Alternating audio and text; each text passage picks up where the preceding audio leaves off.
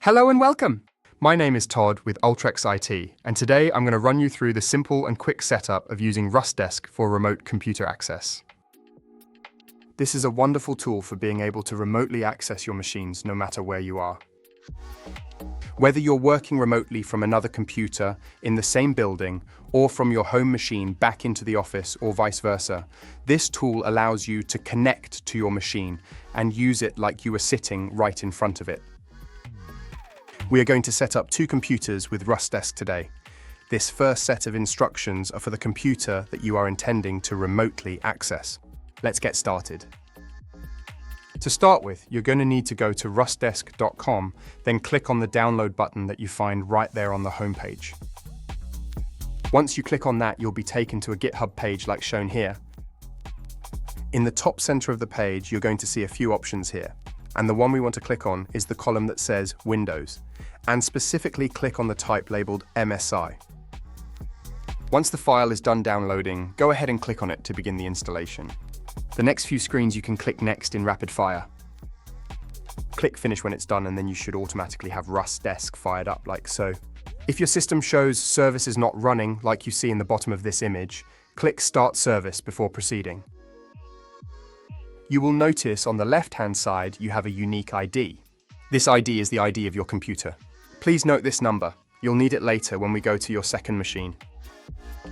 We're going to make a couple of security changes here since you don't want to have to approve it every time you connect. Click on the three dots next to the ID number of your computer to open the settings. On this settings page, we're going to click on Security. Now on the security page at the top, you'll see an icon that says Unlock Security Settings. You'll need to click that to be able to modify any of the items below. Once you've clicked it, we're going to scroll down to where it says the password options, and we want to select the one that says Use Permanent Password. Then, of course, it's going to want you to put in a password.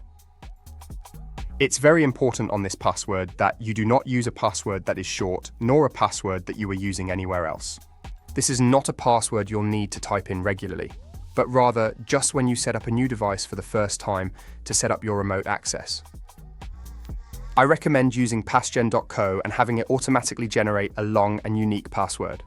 Now that I've copied that password, or come up with a good long, unique password, I'm going to paste that in each of these two locations.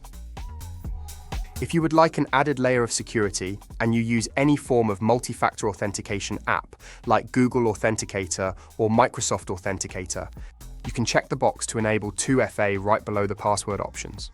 Just scan the QR code with your multi-factor app, and that would mean that even if your password was breached, somebody would also need your cell phone with its Authenticator app in order to take control of your computer.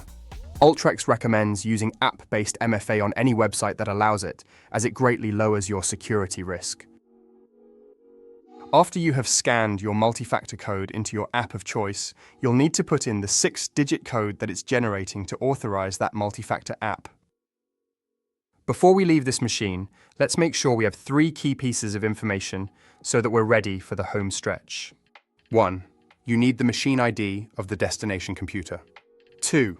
You need the custom password you just set up. 3. You need your phone with that multi-factor code that is regenerated every 60 seconds. This means bring your phone with you.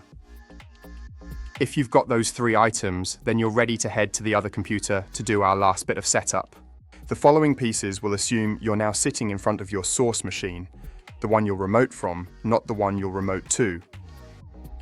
To start with, we're just going to repeat those same steps of going to RuskDesk.com and installing the MSI variant of this program. If you need the step-by-step for that portion, feel free to scroll the video back just a bit, and you can use the same instructions again. Now that we have RuskDesk installed on our source machine, we're ready to link the two together.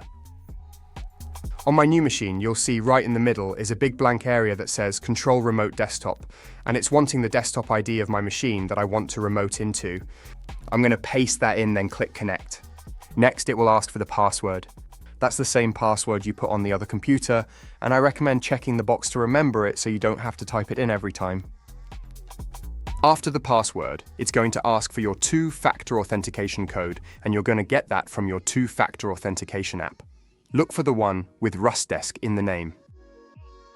I recommend clicking Trust this device to make all future connections easier. On the other hand, if you are using a public computer, Do not click "Trust this device," or anyone using your source computer will be able to get to your destination without any password or permission. Once you click Connect, you're then going to be teleported to a display of your destination computer. Anything you do is being done on the computer. If your monitor in the office is on, people would see the mouse moving around and the things that you're doing. It's worth noting your monitor does not need to be on in order to remote into your computer, but your computer does need to be awake and connected to the internet when you want to remote in, so don't turn your computer off at the end of the day if you intend to remote in. And that's it! Now, whenever you open RuskDesk, which now has a shortcut on your desktop, you will see the computer you want to connect to already listed as a recent connection. And all you'll have to do is double-click it to connect to your destination computer. Thanks for walking through this video with us, and we hope you found it useful. Feel free to give us a like on it to tell YouTube that we're making useful stuff.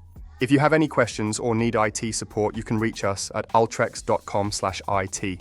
Have an excellent day, and we'll see you in the next one.